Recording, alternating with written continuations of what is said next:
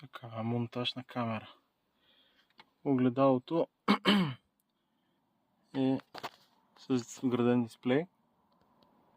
Дисплея, като има светлина срещу него, може да се види. Ето го. Така.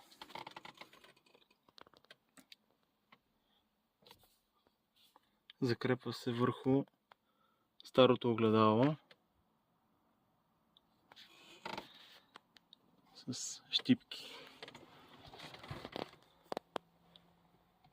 Ето го тук. Така. Прокарва се кабела. Това съм го свършил предварително, не е толкова интересно. Ето го кабелчето.